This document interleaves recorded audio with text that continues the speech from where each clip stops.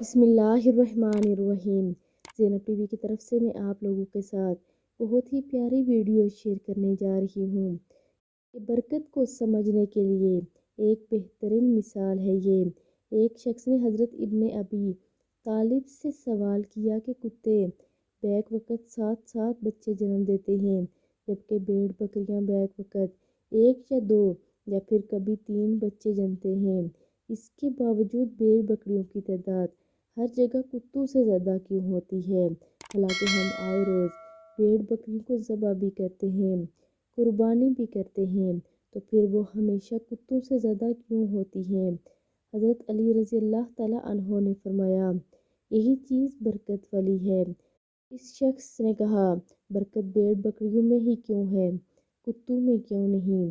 فرمایا، بھیڑ بکریاں رات کے شروع میں سوتی ہیں اور رحمت فجر کے وقت جاگتی ہیں تو برکت کو پا لیتی ہیں، مگر کتے ساری رات بھونک کر فجر کے قریب سو جاتے ہیں اور رحمت اور برکت سے محروم ہو جاتے ہیں۔ میں تمہیں نصیحت کرتا ہوں کہ رات کو جلد سو اور صبح جلدی اٹھو، یہی رزق اور اولاد میں برکت کا ذریعہ ہے۔ برکت کو سمجھنے کے لیے ایک مثال تھی یہ۔ آپ سبھی اس پر عمل کریں اور ویڈیو کو آگے لازمی شیئر کریں۔ جزاک اللہ۔